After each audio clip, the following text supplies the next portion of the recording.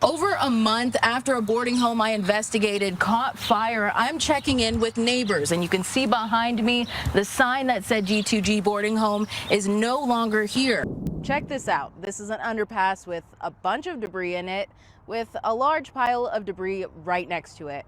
Neighbors tell me this is a concern for a lot of reasons, but are especially concerned with monsoon rains right around the corner. I actually just spoke with the new owner who says this bullet hole was here when he made his purchase. Your business is right next to where this happened. How do you feel as a business owner? Para ti a sentir más segura.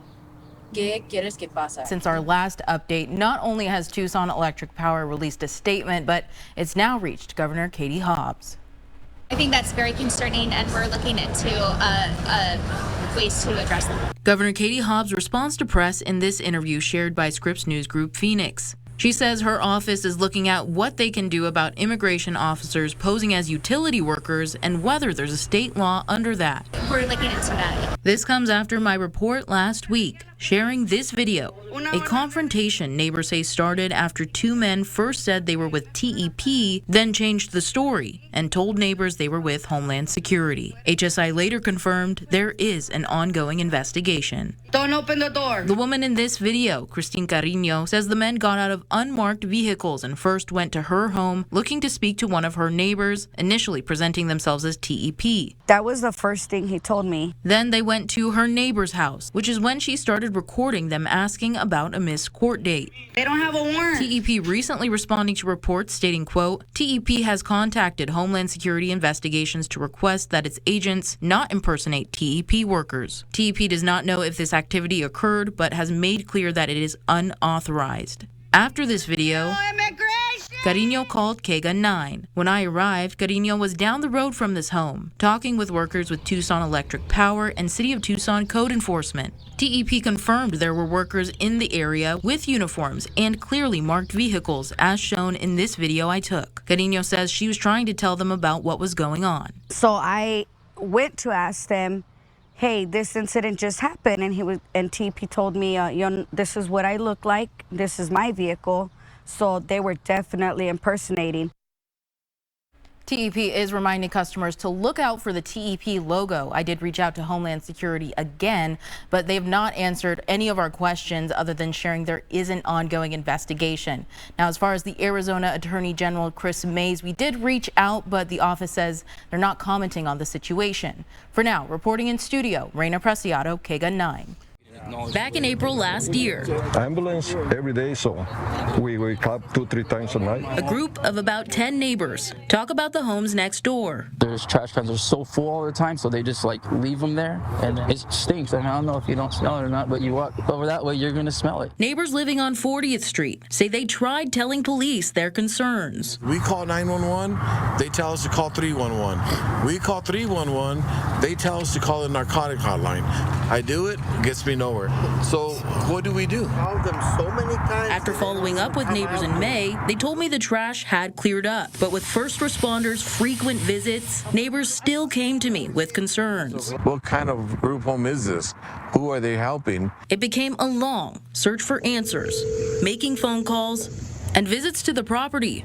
Has people that are unstable. In November, I followed up with Paul, who's been keeping his eye on 40th Street. Because I'm disabled, so I stay home pretty much all the time. He told me what's changed since their first neighborhood meeting. The past year to year and a half, it was crazy. Right. Another neighbor, Ramon Mendivil, wants answers. I obtained police records. There's been 235 calls in the last year. How does that make you feel? Even worse. Have you felt unsafe this entire time? Oh yeah, big time. Now with this, even worse. According to Tucson Police Dispatch records, from November 2023 to November 2024, police averaged nearly 5 calls a week to the boarding home, 33 listed as welfare checks, 33 requests for the mental health support team or crisis line, and 43 listed as fights or assaults. TPD says they found no criminal violations by property management, and most calls related to quality of life issues, which TPD says were reported to Tucson Code Enforcement and the State Health Department. In front of the home, a sign reading G2G Boarding Home. We rise by lifting others. I just feel personally that any place that's helping other people needs to have some kind of regulations. According to Arizona health laws, boarding homes don't require a license because they're not providing a health service. But is G2G only a boarding home? And who owns it? Records show Morego Johnson owns the property and Carlos Estevillo owns the business, G2G Boarding Home LLC. But in July, Arizona Department of Health Services issued 5 cease and desist letters to Morego Johnson, the owner of the property, ordering him to stop the alleged unlawful operations of what ADHS alleged were 4 sober living homes and 1 healthcare institution. The letters allege one of the 5 homes on the property was operating a healthcare institution. An ADHS inspector citing evidence of the boarding home providing counseling, assisting with medication, and transporting residents. According to ADHS, all of those services require a license for the facility, which ADHS alleges Johnson didn't have. The question then brought up in December at a hearing regarding the cease and desist letters. Who is responsible for the boarding home? Johnson then placing responsibility on his tenant as the operator of the home, Carlos Estevillo. Estevillo testified to ADHS the boarding home was his business. KEGA 9 also finding records through the Arizona Corporation Commission database, confirming G2G Boarding Home LLC as his business. The judge deciding to continue the hearing at a later date, scheduled for February 19th. But it's not just the state health department taking action. We had him clean up the property. The city of Tucson also cited Johnson for several code enforcement violations. Violations including garbage buildup and zoning, issues to be addressed in Tucson City Court in April. He complies, we close the case. I reached out to property owner Johnson and business owner Estevillo several times on these matters. They declined to go on camera. But Estevillo emailed a statement in November, in part saying, quote, I understand that there is one neighbor that does not like the idea of G2G and has gone to great lengths to make things difficult for us. Unfortunately, it is very disheartening that he does not see the good that G2G does for the community. But it's not just one neighbor. Both Paul and Ramon recently telling me they stand by what they said during interviews in November. We feel like we're kind of trapped in our own homes in a sense. Somebody need to be responsible for this. We did reach out to Carlos Estevillo and Morego Johnson asking for interviews before sharing this story with you. Both declined.